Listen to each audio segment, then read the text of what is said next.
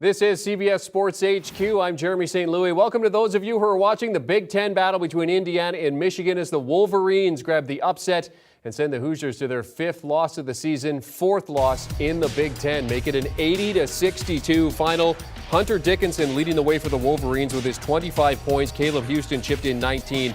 Four Wolverines players were in double digits in this game. Trace Jackson Davis led the way for Indiana in a losing cause. He had 17 points. Xavier Johnson had 14 points. Michigan shot 61% from three-point range, 57% overall, and a big win for them as they cover the 3.5 and the over hits.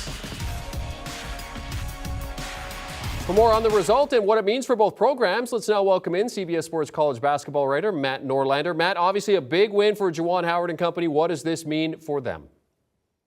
Well, it means there's still some hope. This was just the first Quadrant 1 victory for Michigan this season, Quadrant 1 being the highest ranking wins that you can possibly get on your NCAA tournament resume. The only other really win of note for Michigan to this point was a home victory over a San Diego State team that I think is going to get into the NCAA tournament there.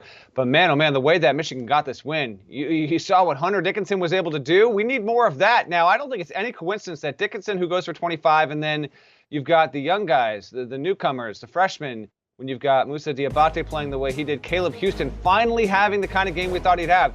This right here, it's interesting. If you had taken a snapshot preseason, Jeremy, and said, all right, here's what's going to happen on, January 23rd. Michigan's going to go into Indiana and win 80-62. Hunter Dickinson's going to have 25 points on 75% shooting along with 9 boards and 4 assists. And oh, by the way, Houston and Diabate are going to look good. You're going to yeah, that makes sense. Michigan sets up as a borderline top 5 team heading into the season. But having known and seen everything we've seen, it's just funny how they finally came around to this because Michigan is still by no means an NCAA tournament team yet. This is a good win, a very good progress here. But again, just 2-6 right now in the top 2 quadrants for Michigan. So from a tournament building resume standpoint, there's still work to do. Now, Northwestern is upcoming.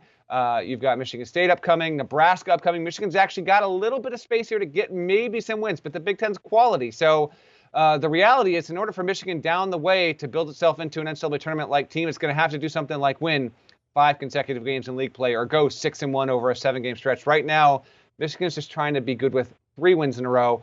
Really inspiring road victory here. We'll see if it winds up being a turning point. I'm not yet convinced that's the case. Yeah, they improved to 3-3 in the Big Ten in terms of conference play. And Diabate, one of those 4 players in double digits, 10 points, 7 rebounds for him. All right, let's talk about what this means for Mike Woodson's team. Obviously a disappointing loss for them. They were not great on the floor in terms of shooting today, Matt. Yeah, listen, I wanted to see how Indiana was going to respond to having some real success. It finally is able to beat Purdue after not doing so literally for years, only 2 in a 9-year span. You come off of that home win, which provided one of the better moments in this program's history over the past 6, 7, 8 years, and you show up flat. It was a little surprising, to be honest. Now, Indiana's still in a good spot. We are not going to overreact to a single game result here, and I do think that Indiana's going to be the better team than Michigan down the road. But man, oh man, it was just Jekyll and Hyde. This team versus the one we saw against Purdue there. So overall, I think Woodson and that staff have done a good job at keeping Indiana defensively focused. I also want to highlight the fact that Michigan was aberrationally good from 3-point range. That was a huge factor. It wasn't the only factor. If Michigan had been half as good from 3, I still think the Wolverines win. But Indiana has been a top 20 level defensive unit this season. I think it will continue. The question is, will Indiana be top 25 level, or is it going to be in the tournament but not really worthy of being ranked? That's kind of where it was at the start of the season. We still have some questions there. As long as Trace Jackson Davis can remain that alpha player and be that, top 30 level defender that we have nationally for the Hoosiers team, I still think they'll be okay. But a bizarre game. But then again, college players, you kind of get this. So we got a little more drama, a little more spice in the Big Ten, and that's not exactly the worst thing. Indiana's got Penn State coming up on Wednesday. Michigan will take on Northwestern, of course, who were beaten by 20 points by Purdue, a team that Indiana beat before this one coming in here. All right, he is CBS Sports college basketball writer Matt Norlander breaking down the result between Indiana and Michigan. A big win for the Wolverines. They win by 18 on Sunday. Thanks, Matt. For more from Matt and for deeper insights into everything college basketball, check out the Eye on College Basketball podcast. Matt and Gary Parrish breaking down all the big games, results, and stories each and every week. You can check it out, download, and follow wherever you get your preferred podcasts.